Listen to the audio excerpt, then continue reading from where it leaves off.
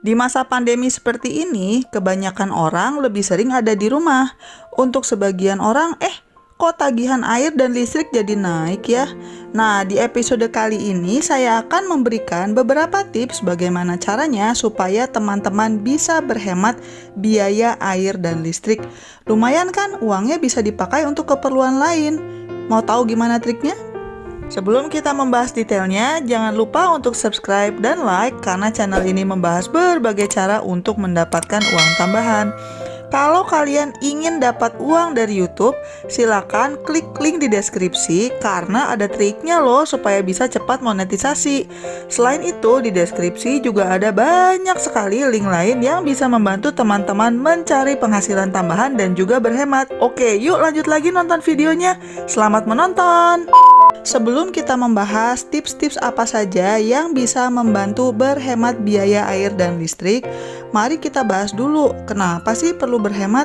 Misalnya, biaya listrik dan air teman-teman itu katakanlah 1 juta per bulan. Ini contoh aja ya, karena kan memang jumlahnya akan tergantung pemakaian, berapa banyak orang yang ada di rumah, dan sebagainya. Dari tagihan 1 juta itu, katakanlah kalau kalian bisa berhemat 20% aja, itu sudah 200.000. Dikali 12 bulan, jadinya teman-teman bisa berhemat 2,4 juta per tahun. Lumayan kan, bisa untuk jajan atau bisa juga untuk keperluan sehari-hari yang lebih penting. Atau bisa juga dijadikan modal usaha kecil-kecilan atau diinvestasikan supaya bisa dapat penghasilan tambahan. Kalau kalian merasa, uang segitu mah nggak ada apa-apanya. Ya, coba deh renungkan dan ambil hikmah dari masa pandemi seperti ini. Meskipun katakanlah sekarang alhamdulillah kalian punya banyak uang, tapi kita nggak akan pernah tahu loh ke depannya ada apa. Nauzubillahimindzalik, gimana kalau kalian kena kecelakaan terus nggak bisa kerja lagi? Atau gimana kalau anak sakit keras dan butuh biaya? Dan sebagainya. Ada terlalu banyak kemungkinan buruk yang bisa terjadi. Adanya uang itu harus disyukuri, tapi juga harus tetap waspada, supaya kita siap menghadapi hal-hal pahit di masa depan. Jadi motivasinya harus dibangun dulu ya teman-teman. Harus jelas kenapa sih kalian itu perlu berhemat. Selanjutnya, ajak juga anggota keluarga yang lain untuk berhemat, supaya tagihan listrik dan airnya benar-benar terasa berkurang. Sebab kalau cuma kalian sendirian yang mengubah gaya hidup, tapi kalau orang-orang di rumah sisanya masih seperti biasa, jadi ya penurunannya juga tidak akan terlalu drastis. Untuk memotivasi keluarga dan anak-anak misalnya, kalian bisa merencanakan sebagian uang dari hasil penghematan tersebut untuk makan di luar, untuk liburan singkat, dan sebagainya. Oke, sekarang mari kita bahas tips-tips bagaimana bisa berhemat air dan listrik. Yang pertama, cabut kabel charger dari stop kontak kalau tidak dipakai. Pernah nggak kalian membiarkan kabel charger HP tetap menggantung di stop kontaknya walaupun sedang tidak dipakai? Kebanyakan orang berpikir, asal HP-nya nggak sedang ngecharge mah, tidak akan ada listrik yang terpakai. Tapi ini tidak benar. Selama masih ada kabel yang menempel di stop kontaknya, maka masih ada aliran listrik yang ditarik. Meskipun tidak banyak, tapi kalau terus-terusan kan jadinya lumayan juga. Ini termasuk kalau kalian terbiasa dengan TV yang hanya di-sleep dan bukan dimatikan. Itu tetap menarik listrik loh. Jadi cabutlah kabel-kabel dari stop kontak yang sedang tidak dipakai. Jangan juga membiasakan diri nge-charge HP semalaman ketika tidur, karena selain akan menyedot banyak listrik, itu juga akan mengurangi daya kekuatan si baterainya. Jadinya baterainya akan lebih cepat ngedrop. Selanjutnya, sebelum tidur matikan TV dan lampu. Ada nggak di sini yang terbiasa ketiduran dengan TV dan lampu menyala? Selain boros listrik, kebiasaan seperti ini juga tidak baik untuk kesehatan otak kalian, karena tidurnya jadi kurang nyenyak. Kenapa? Karena alam bawah sadar kita itu sebenarnya masih memproses apa yang terdengar di sekitar kita. Makanya, biasakanlah mematikan TV dan lampu sebelum tidur untuk istirahat yang lebih berkualitas. Selanjutnya, gunakanlah mesin cuci ketika full load. Sebagian orang beranggapan kalau mencuci pakai mesin cuci dan terisi hanya sepertiga penuh, maka biaya listrik dan airnya akan sepertiga juga. Padahal kenyataannya tidak begitu. Meskipun baju kotor yang kalian masukkan itu tidak banyak, Tapi energi listrik dan air yang digunakan oleh mesin cuci tidak jauh berbeda dengan kalau kalian isi penuh mesin cucinya. Makanya, untuk berhemat, sebaiknya gunakanlah mesin cuci kalau cuciannya sudah bisa memenuhi mesin cucinya. Misalnya, kalian nyucinya tiap beberapa hari gitu, tidak harus tiap hari banget kalau memang tidak perlu. Selain itu, pilih-pilih dulu. Barang-barang yang masih bisa dicuci tangan saja, tidak perlu selalu menggunakan mesin cuci.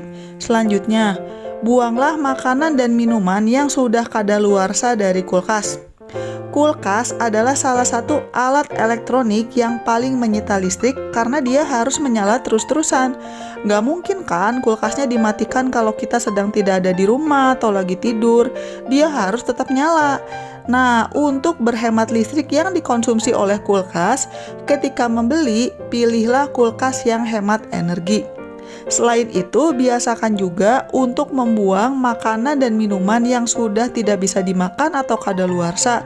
Jangan dibiarkan tersimpan di kulkas. Kenapa? Karena semakin penuh kulkasnya, semakin banyak pula energi yang disedot untuk menjaga suhu kulkas dan freezer pada temperatur tertentu. Kalau kulkasnya tidak penuh, malah bisa lebih efisien karena kalian bisa mengganti settingan kulkas supaya lebih hemat, tapi makanan dan minumannya tetap dingin. Selanjutnya, masih terkait dengan kulkas. Kalau mau berhemat, hindari membuka tutup pintu kulkas terlalu sering. Kalau ada barang yang mau diambil atau disimpan, coba dipikir-pikir dulu. Apakah ada yang bisa dibarengkan supaya tidak terlalu sering buka tutup kulkas? Kenapa? Ini karena tiap kali pintu kulkas dibuka, maka suhunya akan berubah. Dan ketika pintu kulkasnya kembali ditutup, si kompresornya itu harus bekerja keras untuk mengembalikan ke suhu kulkas yang ideal. Dan ini menyita listrik. Selanjutnya, hemat saat mandi dan gosok gigi. Untuk berhemat air, kurangi penggunaan bathtub untuk mandi karena sangat boros air. Lebih baik mandi dengan menggunakan shower atau ember dan usahakan jangan berlama-lama. Selain itu, biasakan juga tidak membiarkan air keran mengalir ketika sedang gosok gigi atau flossing. Selanjutnya, cek kebocoran secara rutin. Hal nomor 1 yang bisa mengakibatkan pemborosan air adalah kalau ada keran bocor, tapi kalian biarkan. Entah itu karena kalian tidak tahu bahwa itu bocor, atau karena kalian tidak menyempatkan waktu untuk memperbaikinya. Selain penting untuk berhemat tagihan air, memeriksa kebocoran juga penting supaya tidak merusak rumah. Wah, kalau itu air ketemu kayu, bisa-bisa banyak rayap rumahnya. Sekali sudah kena, repot sekali karena rayapnya akan menyebar kemana-mana dan juga menjatuhkan harga jual rumahnya. Jadi, sisihkanlah waktu untuk secara rutin mengecek apakah ada kebocoran keran dan segera perbaiki kalau menemukan masalah. Selanjutnya, kurangi penggunaan AC. AC adalah salah satu perabotan yang menyedot listrik banyak. Sebisa mungkin gunakanlah kipas angin dan buka jendela supaya aliran udaranya lancar. Saya pribadi dulu juga biasanya pakai AC terus, tapi akhirnya berpindah ke kipas angin supaya lebih hemat.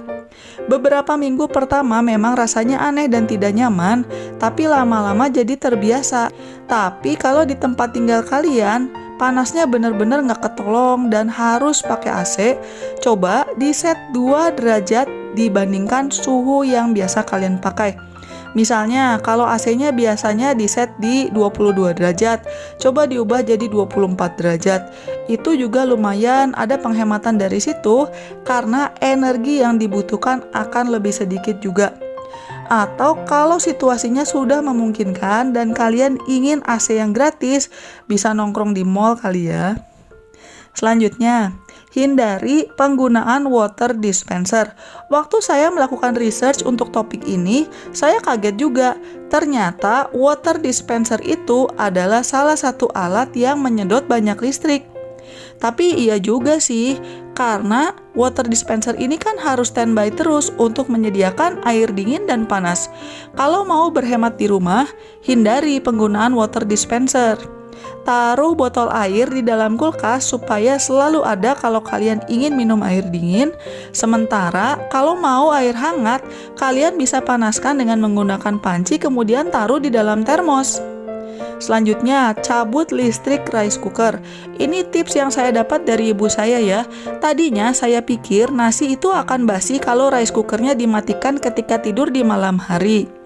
Tapi ternyata asal nasinya sudah matang sempurna dan rice cookernya tidak dibuka tutup terus-terusan, ternyata nasinya tetap bisa dimakan kok di pagi hari. Jadi caranya sebelum tidur, cabut kabel listrik rice cooker dari stop kontaknya.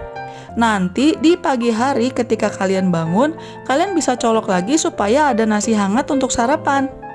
Untuk memastikan bahwa upaya berhemat kalian itu mendatangkan hasil, jangan lupa juga untuk memonitor biaya bulanan listrik dan air.